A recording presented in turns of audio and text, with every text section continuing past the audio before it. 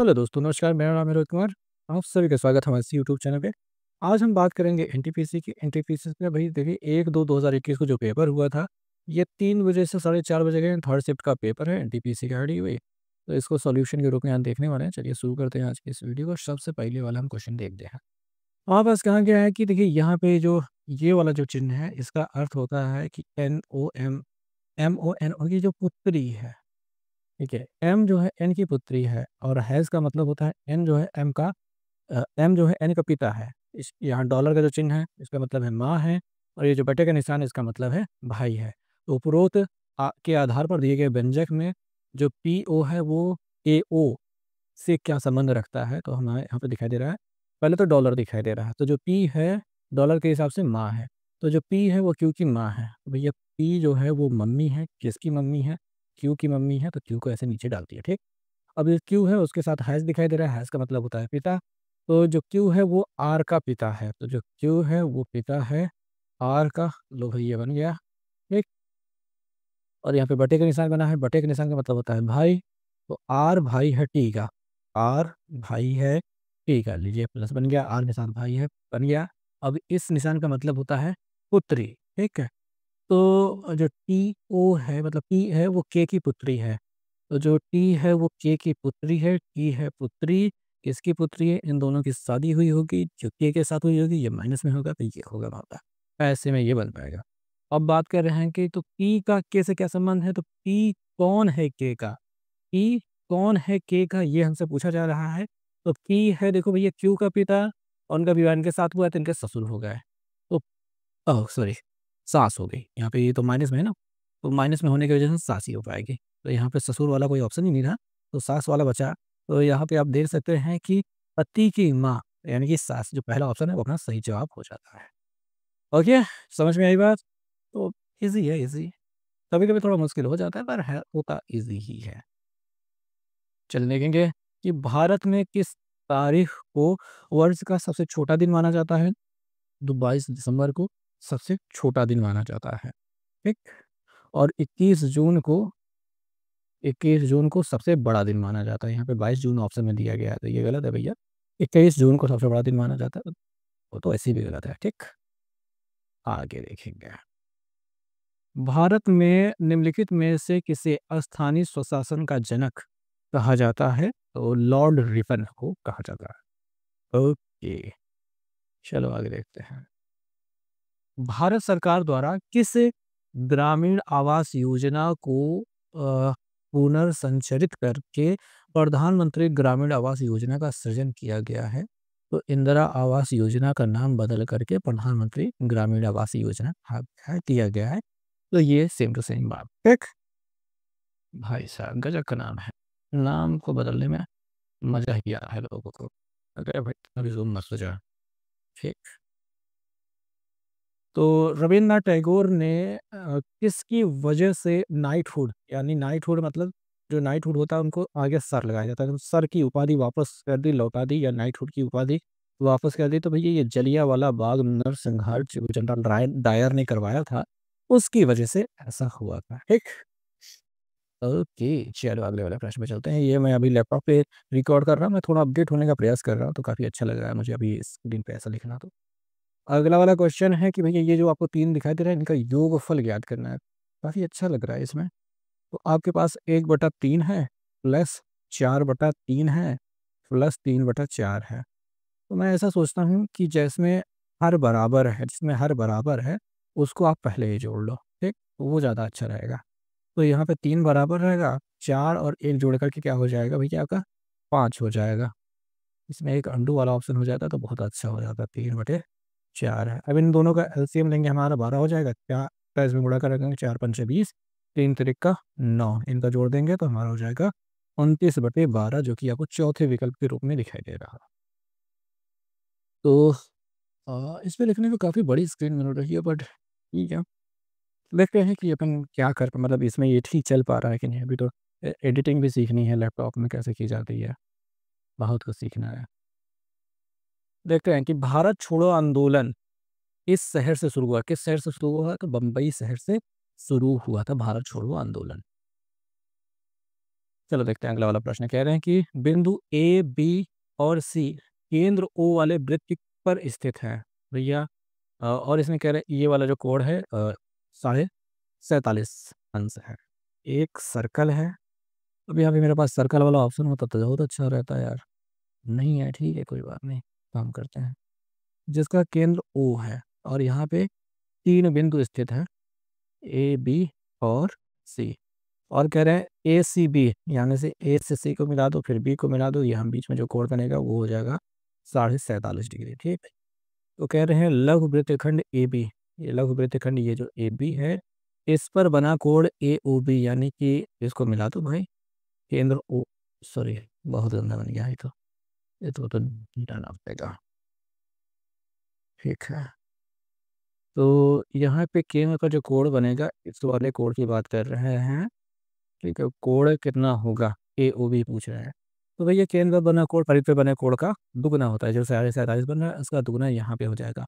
47.5 का दुगना कितना होता है, 2 से गुणा कर लो भाई। 5 दूनी 10, हाथ से लगे 1, 5 7 7 दूनी 14, दूनी 2 14 1 15, 15 5 हाथ से लगे 1, 4 दूनी 8 1 9, 95 दिखाई दे रहा है। एक अंक पे दशमलव लीजिएगा, 95 आपका सही जवाब हो जाएगा। बस मुझे थोड़ी और चीज़ें इसमें सीखनी होगी, उसके बाद अपना काम तो हो ही जाएगा। मेरे ख्याल से काफ़ी अच्छी स्थिति है।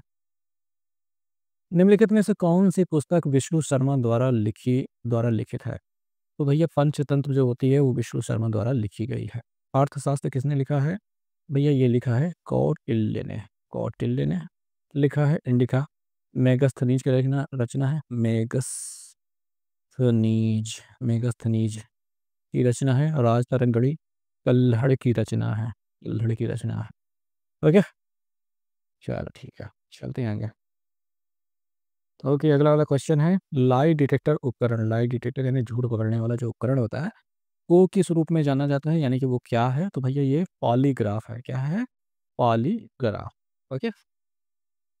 अगला है कि भारतीय निर्वाचन आयोग के अनुसार 2020 तक भारत में मतदान करने हेतु न्यूनतम आयु कितनी है। तो भैया अभी तो 18 साल ही है। बीच में मैंने सुना है कि एक बार ऐसा हुआ था कि जब 21 साल कर दी गई थी, पर 18 साल अभी है। काफ़ी अच्छी बात है। चलो अगले वाला प्रश्न देखेंगे। अच्छा थोड़ा सा जूम हो जाए यार, हाँ तो अच्छा रहेगा। ठीक। कह रहे एक ही पासे के 4 अलग अलग परिस्थितियाँ चित्र में दर्शाई गई है, उस अक्षर का चयन कीजिए जो अक्षर एफ के विपरीत फलक पर होगा। एफ का विपरीत क्या होगा ये आपसे पूछा जा रहा है। तो यहाँ पे हम देखते हैं पहला वाला, देखो जैसे इसमें ए बी दिखाई दे रहा है और कहीं ए बी दिखाई दे रहा है, यहाँ पे दिखाई दे रहा है ए बी। ऐसा क्या हो रहा है, हमने पहले में देखा जैसे ए बी दिखाई दे रहा है अपने पास और ए सी दिखाई दे रहा है, तो हमने देखा ए सी कहीं नहीं दिखाई दे रहा, ए बी दिखाई दे रहा है, ए बी दिखाई दे रहा है। जब दो अच्छा सेम टू सेम मिल जाए, ऐसा ए बी मिल जाए, तो जो सी है इसका विपरीत एफ ही होगा। डायरेक्ट टू डायरेक्ट, इसमें कोई टेंशन लेने वाली बात नहीं होगी। तो एफ का विपरीत सी होगा, तो सही उत्तर मिल जाएगा। ठीक। तो आप कहोगे कि आपका इन दोनों का कोई काम है, तो बिल्कुल कोई काम अभी नहीं है। और हालांकि अगर आपसे ए का विपरीत पूछा जाता, आप ए का विपरीत पूछा जाता, बी का विपरीत पूछा जाता, कोई एक ही चीज़ पूछी जाती है, ढेर सारी चीज़ें नहीं पूछी जाती है। ठीक है। इसमें टोटल 6 फलक होते हैं, कुछ उनसे कोई एक चीज़ पूछा जाता है और एक को चेक करने के लिए केवल हमें 2 पासों की आवश्यकता होती है। फिर 4 अलग-अलग परिस्थितियाँ दी गई, 5 अलग परिस्थितियाँ दी गई है, कोई फ़र्क नहीं पड़ता, हमें 2 से ही उत्तर मिल जाता है। ठीक। आमतौर पे 2 से उत्तर मिलता है, कभी-कभी हमको 2 बार देखना पड़ता है, तो वो स्थिति के हिसाब से रहता है। वो तो देखने वाली बात है। अगर आपने पढ़ाई की है इसके बारे में, आप जानते हैं कि ज़्यादा इसमें हैवी क्वेश्चन नहीं होता, ये बहुत ईज़ी क्वेश्चन है। ठीक। अगला है हरित क्रांति निम्नलिखित में से किससे संबंधित है। तो ये तो बहुत सामान्य सी बात है, खाद्य और आहार उत्पादन से संबंधित है। मछली उत्पादन से ये जो होता है ये पीसी क्रांति होती है। पीसी क्रांति शायद ऐसे ही होता है। दूध को श्वेत क्रांति नाम दिया गया है। पीसी कल्चर होता है, ठीक है। और ये और जो ये तेल और बीज होता है इसमें पीली क्रांति नाम होता है। पीली क्रांति। ठीक। ओके। हालाँकि मछली वाला मैं भूल रहा हूँ, अगर मेरे से गलती हो रही है तो आप कमेंट करके बता सकते हैं। फिलहाल तो अपना जितना भी हमको समझ में आया था हमने आपको जवाब दे दिया। मैं अपनी रीज़निंग में बस इतना ही ध्यान देता हूँ और इतने से अपना काम हो जाता है, कोई टेंशन लेने वाली बात नहीं होती है। ठीक। पूना समझौता कब हस्ताक्षरित किया गया था? तो 1932 में किया था। इसमें क्या-क्या है डिटेल्स वो मुझे भी याद नहीं आ रही, तो आगे चलते कोई दिक्कत नहीं है। कोई ज़रूरी थोड़ी ना है। प्लासी के युद्ध के समय बंगाल का नवाब कौन था? प्लासी के युद्ध के समय सिराजुद्दौला बंगाल के नवाब, ठीक। प्लासी के युद्ध में बंगाल का नवाब सिराजुद्दौला। अगला क्या कहने लेखक का मान दशमलव के बाद 3 अंकों तक कीजिए, इसमें क्या सिंपल घटाना कह रहा है। यार अब ये भी सवाल एनटीपीसी में आने लगेगा तो फिर भाई क्या बचेगा यार अपने पास? हाँ, ये हो गया, हासिलेंगे 12, 12 में से 4 गेंद तो कितना बचता है? 12 में से 4 गेंद 8। देखो यार इकाई के स्थान पे यहाँ यहाँ यहाँ ध्यान से देखो तो खाली इस समय 8 दिखाई दे रहा है, तो अपन पूरा घटाएंगे भी नहीं। हमने केवल इतना सा देख लिया कि यहाँ पे 2 है, हासिल लेंगे, ये हो जाएगा 12, 12 में से 4 गया तो 8 मिल गया। इकाई के स्थान पे 8 तीसरे विकल्प में है तो तीसरा विकल्प अपना सही हो जाएगा। पूरा घटाने की भी जरूरत नहीं है भाई, इतना सिंपल क्वेश्चन ये क्यों दे रहे हैं मुझे नहीं समझ में आ रहा। चलो ठीक है। नरेंद्र एक कार को 10 दिन में पूरा कर लेता है, अमित उसी कार को 12 दिन में पूरा कर लेता है। उन दोनों ने एक साथ मिलकर उस कार को पूरा करने में कितने दिन का समय लगेगा? मतलब वो दोनों एक साथ मिलकर कार करेंगे तो कितने दिन का समय लगेगा? तो बहुत सिंपल बात है, 1/10 प्लस 1/12 कर देंगे, अपना काम हो जाएगा और क्या करना है। 12 और 10 का एलसीएम जो हो जाएगा वो हो जाएगा 60। ठीक है, 6 दाना 60 में 6 मिल जाएगा, 12 पंजे 60 यहाँ पे 5 मिल जाएगा। तो ये हो जाएगा 6 5 11/60, लेकिन इसको उलटना पड़ता है ना, तो 60/11 करना पड़ता है। 11 बचे 55, बचेगा 5, 5 सही 5/11, ये आपका उत्तर हो जाएगा पहला वाला विकल्प। ठीक, चलो बढ़िया। भाई साहब अगला वाला प्रश्न देखते हैं। यहाँ पे क्या है कि भाई ईवीएम का पूरा नाम क्या है? तो electronic voting machine, electronic voting machine होता है ईवीएम का पूरा नाम। तो नेक्स्ट क्वेश्चन देखते हैं जो कि हो जाता है मैथ के क्वेश्चन। मैथ के क्वेश्चन में आपको ये सवाल बहुत मतलब बहुत प्यारे लगते हैं मुझे, प्रश्न बहुत प्यारा है, जिसमें यहाँ पे आपको ये दिया गया है कि 2916 का जो वर्गमूल है वो 54 है, तो निम्नलिखित का मान याद करना है। मान याद करना बहुत ईजी हो जाएगा। यहाँ पे देखो भाई बहुत सिंपल मैं बताने वाला हूँ, जैसे कि यहाँ पे 2916 दिखाई दे रहा है, 2 अंकों पे दशमलव लगाए, दशमलव का खेल हमको समझना है। तो हमको ये मिलेगा 54 ही मिलेगा, लेकिन 2 अंक पे दशमलव लगाए तो उसका आधा 1 अंक पे दशमलव लगेगा। यहाँ पे भी 54 मिलेगा, लेकिन 4 अंकों पे दशमलव लगाए तो उसका आधा 2 अंकों पे लगेगा। 2 अंकों पे जब दशमलव लगेगा तो 0.54 ऐसा लिखा जाएगा, ठीक है? ऐसा वाला 2 अंकों पे दशमलव हो जाएगा। अब यहाँ पे क्या है, 6 अंकों पे दशमलव, 3 अंकों पे दशमलव लगेगा, तो 0.054 54 ही लिखा जाएगा, बस ये अपना दशमलव थोड़ा बढ़ता चला जाएगा। अब यहाँ पे 8 अंकों पे दशमलव लगा है तो उसका आधा 4 अंकों पे लगेगा, यानी 0.0054 आंसर के रूप में मिलेगा। जब जोड़ेंगे तो भैया इकाई के स्थान पे ये अपना 4 हो जाएगा, यहाँ पे 9 हो जाएगा, यहाँ पे 9 हो जाएगा, यहाँ पे 9 हो जाएगा, यहाँ पे हो जाएगा 5। भाई सिंपल, पहला वाला ऑप्शन आपका सही जवाब हो जाएगा। तो ये रहेगा इस प्रश्न का उत्तर। अभी मैंने इसको अपने लैपटॉप से रिकॉर्ड करना छोड़ करके मोबाइल से रिकॉर्ड करना शुरू कर दिया, क्योंकि मेरे लैपटॉप में थोड़ी-सी प्रॉब्लम आ गई, क्योंकि रिकॉर्ड मैंने पूरा कर लिया 50 तक के क्वेश्चन को, लेकिन जब एडिट करने लगा तो पता चला कि इसमें आवाज़ में थोड़ी प्रॉब्लम है, किरकिराहट सी आ रही है। तो अभी लैपटॉप में उतना ज़्यादा ईज़ी टू यूज़ नहीं हो पाया मेरे साथ। तो ठीक है, अपन देखेंगे, समझेंगे चीज़ों को, आगे चलेंगे। आगे चलते हैं पहले प्रश्न पे। अगला वाला प्रश्न देखते हैं, इसमें कहा जाता है माइक्रोसॉफ्ट एक्सेल में वर्कबुक किसका संग्रह होती है? तो वर्कशीट का संग्रह होती है वर्कबुक। अगला प्रश्न है कि भारत का प्रथम अंतरिक्ष यात्री कौन था? तो राकेश शर्मा जी थे भारत के प्रथम अंतरिक्ष यात्री, ठीक। अगला वाला क्वेश्चन है कि विश्व पर्यावरण दिवस प्रतिवर्ष कब मनाया जाता है? तो 5 जून को विश्व पर्यावरण दिवस मनाया जाता है। 5 जून को विश्व पर्यावरण दिवस मनाया जाता है। अगला वाला प्रश्न आ जाता है हमारे पास, जहाँ पे हमसे कहा गया है कि नरेंद्र की माँ की आयु नरेंद्र की आयु की 4 गुनी है। 4 वर्ष पहले उसकी माँ की आयु उसकी तात्कालिक आयु की 6 गुनी थी। दोनों की वर्तमान आयु ज्ञात कीजिए। तो भई ये नरेंद्र की आयु हो गई, ये उनकी मम्मी की आयु हो गई, क्योंकि मम्मी हमेशा ही बड़ी रहेंगी। अब इनके वर्तमान में कह रहे हैं 4 गुनी है, तो 7 चौक 28, 10 चौके 40, 5 चौक 20, 20 चौके 80। यहाँ पे 4 गुनी वाला मामला तो हर जगह ही चल रहा है।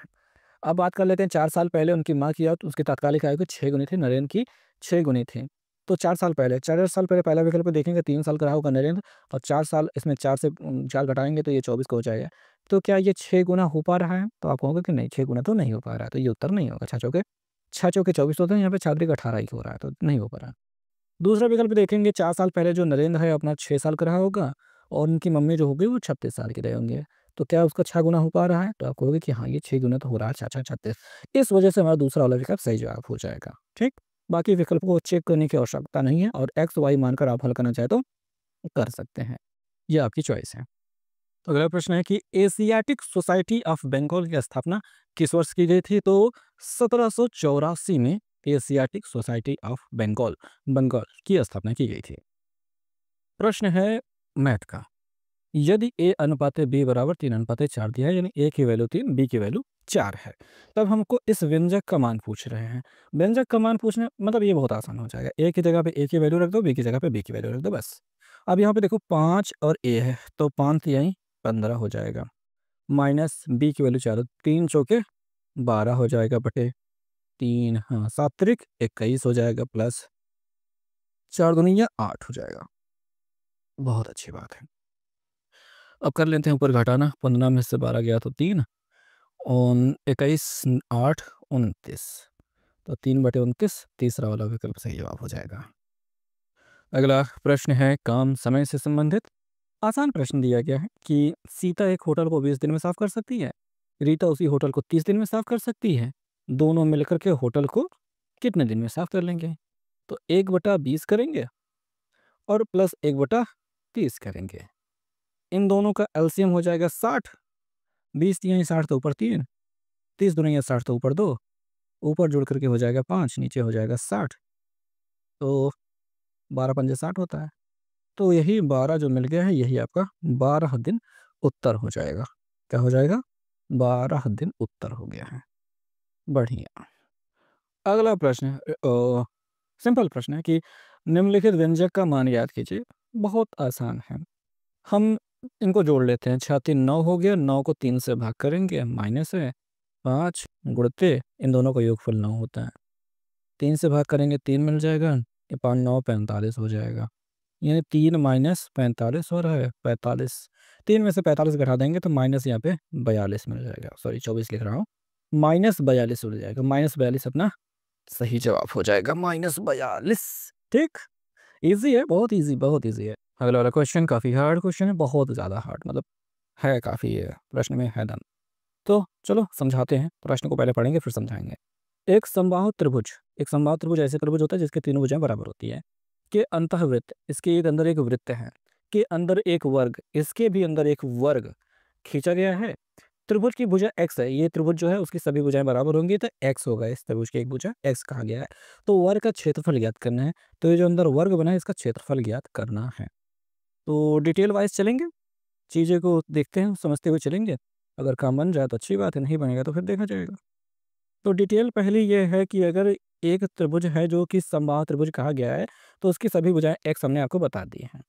और इसका जो अंदर एक वृत्त बनेगा, तो वृत्त की हमें त्रिज्या से मतलब ज़रूर होगा। तो वृत्त की जो त्रिज्या हो जाएगी, जो त्रिज्या हो जाएगी, जो अंदर बनेगा, वो अगर भुजा x है समबाहु त्रिभुज की, तो 2√3 हो जाएगा। ये हो जाएगा इस वृत्त की त्रिज्या। अब ये कहाँ से मिला? फॉर्मूला होता है, याद करना पड़ता है। ठीक, ओके। अब वृत्त की त्रिज्या हमको मिल गई है, तो वृत्त में अगर ये जो वर्ग देखा जाएगा, तो वर्ग का जो विकर्ण होगा वृत्त की त्रिज्या के व्यास के बराबर होगा। अगर त्रिज्या हमको x/2√3 मिली है, तो उसका दुगुना कर देंगे तो व्यास मिल जाएगा। 2 से गुणा करेंगे तो ये नीचे वाला 2 कट जाएगा। x/√3 के रूप में जो हमको मिल जाएगा वो वृत्त का व्यास होगा। अच्छा, वृत्त का जो व्यास है वर्ग के विकर्ण के बराबर होता है, ये हमने आपको बताया। तो वर्ग का जो विकर्ण है, विकर्ण वो भी x/√3 ही रहेगा। अब अब मैं आपको बताना चाहूँगा कि जैसे अगर कोई वर्ग ऐसा दिखाई देता है, अरे और अच्छा दिखाई देता है, ऐसा दिखाई देता है, और अगर इसकी भुजाएँ सभी a हैं, तो इसका जो विकर्ण होता है वो a√2 होता है। ठीक?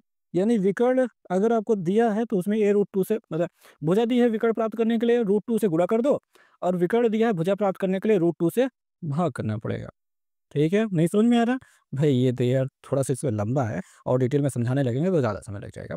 तो बस इतना सा हम बताना चाहेंगे कि अगर आपको विकर्ण पता चल गया है, तो वर्ग की अगर भुजा तक आप पहुँचना चाहेंगे, तो विकर्ण में जो x/√3 है, इसमें √2 से भाग करेंगे, यानी नीचे √2 से गुणा करेंगे, तो ये इसकी भुजा प्राप्त हो जाएगी, जो कि हो जाएगी x/√6।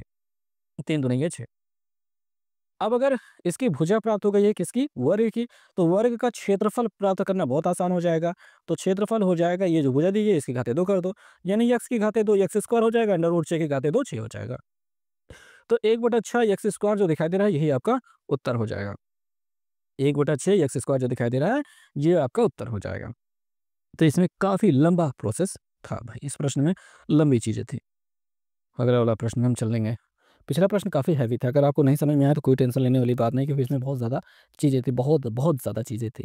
छोटी-मोटी चीज़ें होती तो समझ में आ जाता, पर वो बहुत ज़्यादा चीज़ें थी। अगर अगला वाला प्रश्न हम देखेंगे कि कह रहे हैं कि दिए गए विकल्प में उस अक्षर अक्षर का चयन कीजिए जो श्रृंखला में प्रश्न चिह्न के स्थान पर हो सकता है। तो हम थोड़ा ज़ूम करेंगे तो समझ में आएगा।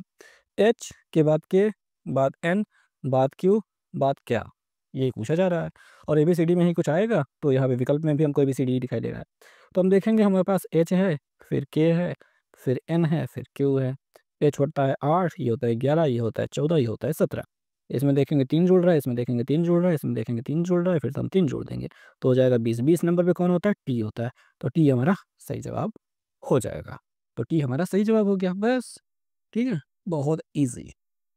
तो अगला वाला जो प्रश्न है इसमें कह रहे हैं कि Atal mission for rejuvenation of urban transformation, तो इसमें से ये किससे संबंधित है? तो मूलभूत नागरिक सुविधाओं से संबंधित है। इसमें मुझे लगता है कि अपना जीएसटी थोड़ा हार्ड है, बाकी तो अपना बहुत ईजी ही चल रहा है, रीजनिंग भी, मैथ भी। चलो फिर अगला वाला प्रश्न देखते हैं। अगले वाले प्रश्न में क्या कहा गया है कि बिग मार्ट कार्ड से भुगतान करने पर 5% की छूट देता है। किसी वस्तु पर 10% का लाभ प्राप्त करने के लिए अंकित मूल्य को क्रय मूल्य से कितने % अधिक रखना होगा? तो भैया अगर आप इसमें क्रय मूल्य यानी कास्ट प्राइस की बात करेंगे, तो वो मान लेते हैं 100।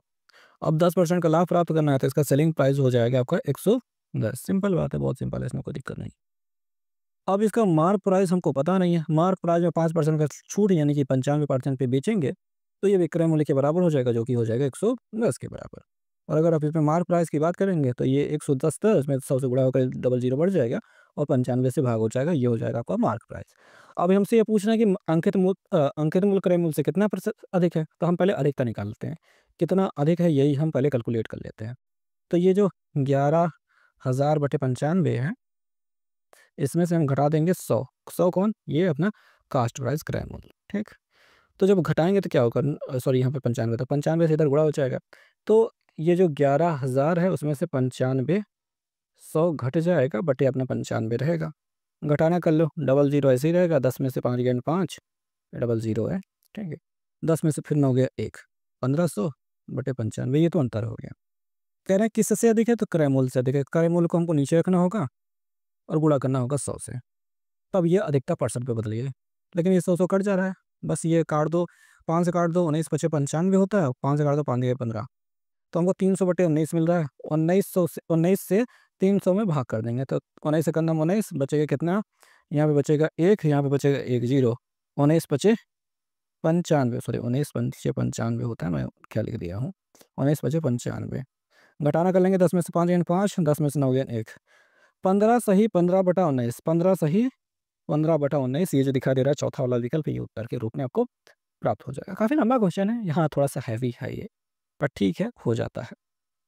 ओके, तो चलो आगे वाले प्रश्न पे चला जाए, चलते हैं, देखते हैं क्या है। अगला वाला प्रश्न है, औसत का प्रश्न है। कह रहे हैं कक्षा की परीक्षा में 5 छात्रों के प्राप्तांकों का औसत ना है। यार ये 39.2 है, उसमें 5 लोगों का औसत है, ठीक? तो 5 दूनी 10, हंसी लगे 5 9 45, 1 46, हंसी लगे 4, 5 3 15 4 19, 196, 1 अंक पे दशमलव लग जाएगा ना, अपना तो ये कट गया, खत्म हो गई बात। और उनमें से 3 के प्राप्तांक का औसत 41 है। उसमें 41 जो औसत है वो कितने लोगों का है? 3 लोगों का। तो 3 एकड़ नम 3, 3 चौके 12। कह रहे हैं शेष 2 के प्राप्तांकों का औसत ज्ञात कीजिए। पहले घटा लो भई, 6 में से 3 गए 3, 9 में से 3 गए 2 गए 7, खत्म। 73 हो गए ये 2 लोगों का प्राप्तांकों का योगफल, और अगर इसी को 2 से भाग कर देंगे तो हमको औसत मिल जाएगा। 2 तिहाई 6 होता है, 2 छंग 12.5, 36.5 हो जाएगा अपना उत्तर। 36.5 हो जाएगा उत्तर। ये तो औसत वाला मामला हो जाएगा, ठीक। चलो भाई अगला वाला प्रश्न देखते हैं। इसमें कह रहे हैं कि ये संख्या और ये संख्या दिखाई दे रहा है का महासा यानी कि एचसीएफ ज्ञात करना है। तो भैया पहला वाला संख्या देखते हैं जो कि 12 गुणित 15। 12 क्या होता है?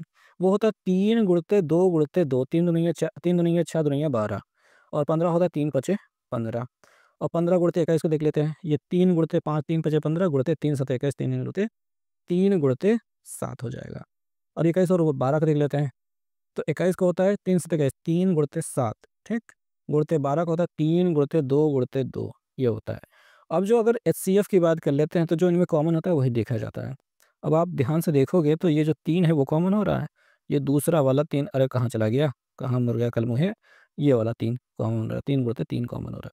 उसके अलावा और कोई गिनतियाँ कॉमन नहीं हो रही हैं। जैसे 2 की बात करोगे तो नहीं मिल रहा है, 5 सभी में नहीं है, 7 सभी में नहीं है, तो 3 तरीका 9 ही अपना उत्तर हो जाएगा, जो कि सभी में दिखाई दे रहा है, उसके अलावा कुछ नहीं है। ठीक, बढ़िया है। चलो देखेंगे अगला वाला प्रश्न। अगला वाला प्रश्न क्या है? जॉन, जॉनी और जनार्दन, तररम पम पम पम पम, एक ही गाना है ऐसा। एक खेत में किसी कार्य को क्रमशः 6, 12 और 24 दिन में पूरा कर सकते हैं, वे एक साथ मिलकर उसी कार्य को कितने दिन में पूरा कर लेंगे? तो काफ़ी अच्छा वाला प्रश्न है। तो 1/6 प्लस 1/12 प्लस 1/24 यही रहेगा। इनका एलसीएम हो जाएगा कितना? 24 का एलसीएम हो जाएगा 24। तो 6 चौके 24 तो ऊपर 4, 6 दूनी है 12 तो ऊपर 2, 24 का नंबर 24 तो ऊपर 1। 4 2 6 1 7, 7 से भाग करना पड़ेगा 24 में। 7 त्रिक 21, कितना बच जाएगा? 3। तो हमारा 3 सही, ये वाला 3 ऊपर, 7 3 सही, 3/7 दिन, पहला वाला ऑप्शन सही जवाब। तो यहाँ पे कम समय वाला प्रश्न तो काफ़ी आसान दिया जा रहा है, और एक आध क्वेश्चन बाकी जो मेरा है वो अपना थोड़ा मुश्किल हो जा रहा है। ठीक है, अगला वाला प्रश्न देखेंगे कि दिए गए विकल्प में उस अनुक्रम का चयन कीजिए जो नीचे दिए गए शब्दों को सर्वोत्तम ढंग से सार्थक क्रम में व्यवस्थित करता है। परिवार, विश्व, व्यक्ति, समुदाय, देश। तो इसमें ये समझ में आ रहा है कि व्यक्ति से परिवार बनता है, परिवार मिलकर समुदाय बनाते हैं, समुदाय से देश बनता है, देश से विश्व बनता है। बस यही सार्थक एक क्रम बन पा रहा है। तो 3 1 4 5 2, पहला वाला ऑप्शन अपना सही जवाब। ठीक, ठीक ही है, कुछ है ही तो नहीं इसमें। अगला वाला प्रश्न आ जाता है अपना कथन निष्कर्ष से। कह रहे हैं दिए गए कथन का अध्ययन कीजिए और निर्णय कीजिए कि विकल्पों में दिए गए निष्कर्षों में से कौन सा तार्किक रूप से कथनों का पालन करते हैं। तो ठीक है, सभी गिटार वाद्य यंत्र हैं। लो भाई साहब, मैं अच्छा, ये हो गया गिटार, ये हो गया वाद्य यंत्र, ये हो गया गिटार, ये हो गया वाद्य यंत्र। सभी सभी वाद्य यंत्र बैग पाइप हैं, जितने भी वाद्य यंत्र हैं वो क्या है? बैग पाइप है, ये बैग पाइप है। हो गया बात। अब निष्कर्ष देखते हैं, सभी बैग पाइप वाद्य यंत्र हैं। क्या सभी बैग पाइप वाद्य यंत्र के अंदर हैं? तो नहीं, बाहर हैं, तो गलत हो जाएगा। सभी वाद्य यंत्र गिटार है, सभी वाद्य यंत्र गिटार के अंदर है? नहीं, वो भी उल्टा हो रहा है। सभी गिटार बैक पाइप है, सभी गिटार बैक पाइप के अंदर है, तो हाँ ये सही है, तीसरा वाला विकल्प सही है। कोई भी गिटार बैक पाइप नहीं है, गिटार बैक पाइप नहीं है, ये अलग गलत है। तो तीसरा वाला केवल और केवल सही है, बस यही सही है। ठीक, ठीक ही तो है, सब सही है। हमारा सौरमंडल किस गैलेक्सी गैलेक्सी का हिस्सा है? गैलेक्सी तो आकाशगंगा यानी कि मिल्की वे का हिस्सा है। आकाशगंगा एक प्रकार की गैलेक्सी है, जो हमारी गैलेक्सी का नाम आकाशगंगा है। ठीक, तो हमारा सौरमंडल जिस गैलेक्सी में है उसका नाम आकाशगंगा है। है होना भी चाहिए, अपने अपने का सभी लोग नाम रखते हैं ये, तो अपनी गैलेक्सी का नाम यही है। रायसीना हिल कहाँ स्थित है? तो यह राष्ट्रपति भवन वाले स्थान पर स्थित है।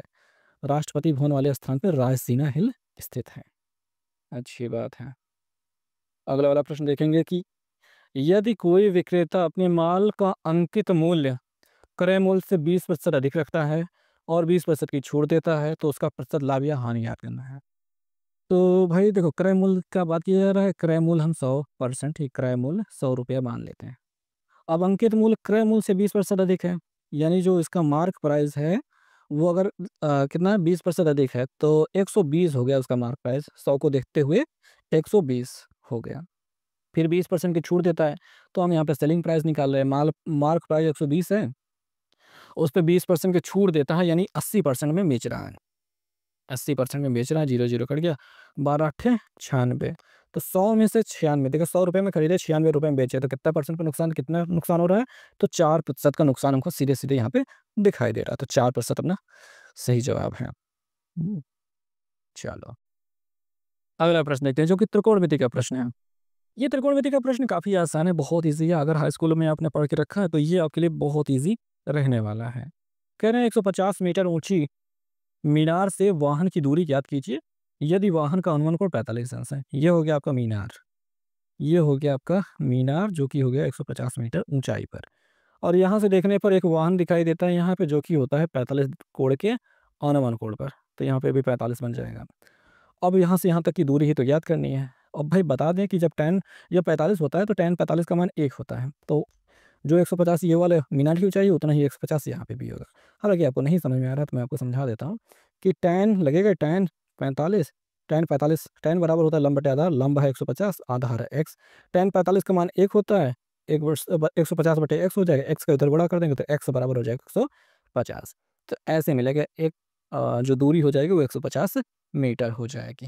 ठीक, तो ये हाई स्कूल में अगर आपने पढ़ रखा है तो आप तुरंत बता पाओगे इसमें। ज़्यादा 45 जैसे ही दिखाई दिया, 150 का उत्तर 150, बस यही करके छोड़ देते हैं, ज़्यादा सोचते नहीं है। अगला वाला देख लिया जाए, चलो देखते हैं। अच्छा, ये वाला क्वेश्चन काफ़ी खतरनाक है, काफ़ी मतलब बहुत ज़्यादा ही खतरनाक है। इसमें इसको हल करने में हमारी वाट लग गई थी थोड़ी सी। जैसे कि हमने आपको बता दिया कि एक बार इसको रिकॉर्ड कर ही लिया था हमने पूरा वीडियो, फिर उसके बाद दोबारा रिकॉर्ड करना है। तो चलो देखते हैं, इसको हम समझाने का प्रयास करेंगे और इतनी छोटी जगह में हम हल करने का प्रयास करेंगे, देखेंगे हल हो जाए। तो प्रश्न में कहा क्या गया है कि एक पंक्ति में 5 आदमी M1 से M5 तक दक्षिण की ओर मुंह करके बैठे हैं और उपरोक्त पंक्ति के समांतर दूसरी पंक्ति में 5 महिलाएं लेडीज L1 से L5 तक उत्तर की ओर मुंह करके बैठी हैं। यानी मान लीजिए पुरुष जो है मैन इधर की ओर मुंह करके बैठे हैं और जो लेडीज हैं वो इधर की ओर मुंह करके बैठी हैं। ठीक है, इतना समझ में आ गया। अब क्या है, यहाँ से हमें व्यवस्थित करते हुए चलना है, हर एक स्टेप इसमें अलग अलग चीज़ें दिखा रहा है, जिस वजह से थोड़ी मुश्किल इसमें हो जाती है चीज़ों को समझने में। पर देखेंगे कि M2 जो M4 के बाईं ओर ठीक बगल में बैठा है, तो सबसे पहले बात तो हम M4 को बनाएंगे। M4 के बाईं ओर, M4 अगर यहाँ पे देखें जो पुरुष है नीचे की ओर देख रहे हैं, ध्यान देने वाली बात है, दक्षिण की ओर देख रहे हैं, जिस वजह से इनका बायां इधर की ओर बनेगा, यहाँ पे M2 बैठेगा।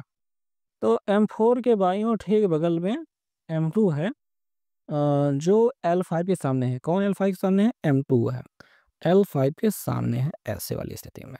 ओके, ठीक है, आगे देखेंगे। M3 L2 के विकर्णता एक दूसरे के ठीक सामने, एक दूसरे के सामने बैठे हैं। विकर्णता का मतलब मैं बता देता हूँ, जैसे कि 5 पुरुष ऐसे बैठे हुए हैं, 5 लेडीज ऐसे बैठी हुई हैं। विकर्णता का मतलब ये होता है, या फिर ये सेकंड वाला ऐसे होता है। तो हम अभी एक ही लिखते हैं कि M3 पुरुष को यहाँ ऊपर बैठाते हैं और लेडीज़ जो L2 है यहाँ बिठाते हैं, ऐसे बैठेंगे। अब देखेंगे कि हमने यहाँ से यहाँ तक वाला एक अलग हिस्सा रखा, नीचे वाला एक अलग हिस्सा रखा हुआ। 2 अलग-अलग चीज़ों को हमने पढ़ा तो ऐसे बैठाया है। अभी ये सब लोग एक जगह इकट्ठा मतलब मिलेंगे, फिलहाल हम पढ़ते-पढ़ते आगे बढ़ते रहेंगे ऐसे ही, अलग-अलग देखते हुए। L5 L3 के M5 L3 के सामने बैठा है, जो L1 के दाईं ओर ठीक बगल में है। तो हमारे पास जो L3 के सामने बैठा, जो L1 के दाईं ओर ठीक बगल में है। तो यहाँ पे एक और व्यवस्था बनती है कि L1 कोई है, उसके ठीक दाहिने ओर अपना L3 बैठी हुई, L3 के सामने M5 बैठा हुआ है। क्या बैठा है? M5 बैठा हुआ है। ये एक और व्यवस्था बन चुकी है। अब देखेंगे कि L4 L3 के दाहिने ओर ठीक बगल में बैठी है। L3 यहाँ पे देखो, ये लेडीज़ 3 जो बैठी है, L3 के दाहिनी ओर L4 बैठी है, तो L4 यहाँ पे हमने बैठा दी, ये हो गया व्यवस्था। और क्या है, L4 L3 के ठीक दाईं ओर बगल में बैठी है, M4 के सामने है। L4 L3 के दाएँ हैं और M4 के सामने है, यानी M4 के सामने है, यहाँ पे M4 होगा। ये हो गया बात है। अब यहाँ पे देखो पहली वाली व्यवस्था में जहाँ पे हमको M4 हमको मिला था, तो M4 के बगल में ही M2 को हम बिठा देते हैं और उसके सामने जो लेडीज़ L5 है वो बिठा देते हैं। ये हो गया। और कौन बैठना चाहेगा? कौन बचा है अभी? और अच्छा, L1 एक पंक्ति के किनारे पे बैठी है, तो L1 यहाँ पे किनारे बैठी है, इधर की ओर और कोई नहीं है। तो ये वाला विकर्ण वाला संबंध हम बिठा देते हैं। हम यहाँ पे L2 को यहाँ रख देते हैं, M3 को यहाँ रख देते हैं और एक बच जाता है M1 को यहाँ रख देते हैं, रख दिया। हमने पूरी व्यवस्था बिठा दी है। अब हमसे पूछा गया है कि निम्नलिखित में से कौन सा युग्म विकर्णता एक दूसरे के सामने बैठा है? तो विकर्ण के रूप में आपको ये दिखाई दे रहा था, जो भी प्रश्न में ही बताया गया था, और ये दिखाई दे रहा है, जो कि यहाँ पे दिखाई दे रहा है। तो हमें उत्तर के रूप में ये चौथा वाला विकल्प मिल जाता है, M1 और L1। ठीक, चौथा वाला विकल्प। ओके, तो समझ में आ गया बात? इतना लंबा प्रोसीजर मैंने किया और उसके बाद फिर क्या मिला? खोदा पहाड़ निकली चूहे। खैर, आगे हम चलेंगे। अगला है कि निम्नलिखित में से किससे 24 दिसंबर 2014 को भारत का सर्वोच्च नागरिक पुरस्कार भारत रत्न से सम्मानित किया गया? तो मदन मोहन मालवीय जी को 14 दिसंबर 2014 को भारत के सर्वोच्च नागरिक पुरस्कार भारत रत्न से सम्मानित किया गया। अगला प्रश्न है कि थायरॉक्सिन का संश्लेषण के लिए कौन सा तत्व आवश्यक है? थायरॉक्सिन, तो आयोडीन इसके लिए आवश्यक है, आयोडीन। ठीक, थायराइड ग्रंथि गले में जो होती है, घोंघा रोग वाला, वही वाला मामला। ठीक, अगला वाला प्रश्न है कि प्रोटियम में कितने न्यूट्रॉन मौजूद होते हैं? प्रोटियम जो होता है वो हाइड्रोजन का समस्थानिक होता है, हाइड्रोजन H1 होता है, H2 ड्यूटेरियम होता है और H3 होता है प्रोटियम। तो प्रोटियम में कोई न्यूट्रॉन मौजूद नहीं होता है। चौथा वाला विकल्प अपना सही जवाब है। ठीक, अगले वाले प्रश्न की बात कर लेते हैं। कह रहे हैं 4 शब्द दिए गए हैं जिनमें से 3 किसी प्रकार से समान है और एक असंगत है। असंगत शब्द का चयन कीजिए। जयपुर, तिनसुकिया, देहरादून, कोहिमा।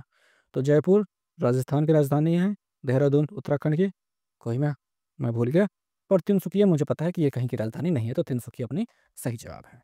अगले वाला प्रश्न की बात कर लेते हैं। इसमें कहा गया कि 45 किलोमीटर प्रति घंटे की चाल से चल रही एक रेलगाड़ी 4 घंटे में कितने खंभे पार कर लेगी? दिया गया है कि रेल मार्ग पर 50 मीटर की दूरी पर स्थित रेल मार्ग पर हमें 50 मीटर की दूरी पर स्थित है। रेलगाड़ी यात्रा आरंभ में ही एक खंभा पार कर लेती है, आरंभ करते ही एक खंभा पार कर लेती है।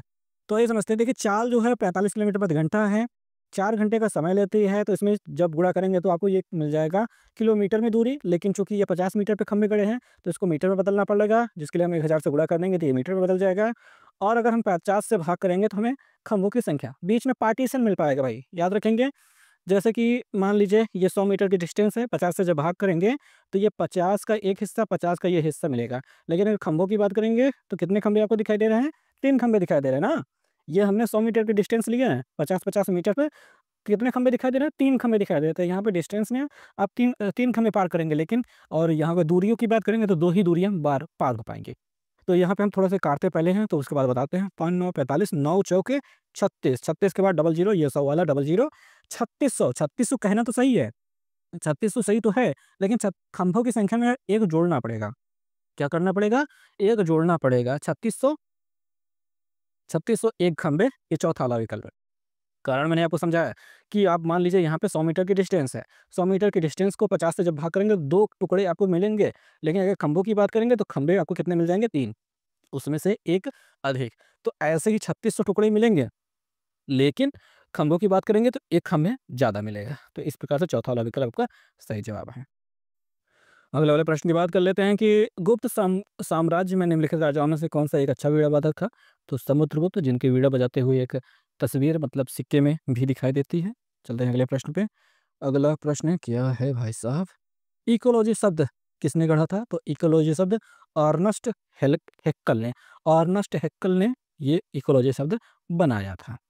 अगले प्रश्न की बात कर लेते हैं कि अस्पतालों से निकलने वाले जैविक अपशिष्ट, जैविक कचरे का निपटारा सबसे अच्छा तरीका क्या है? निपटारा करने का सबसे अच्छा तरीका क्या है?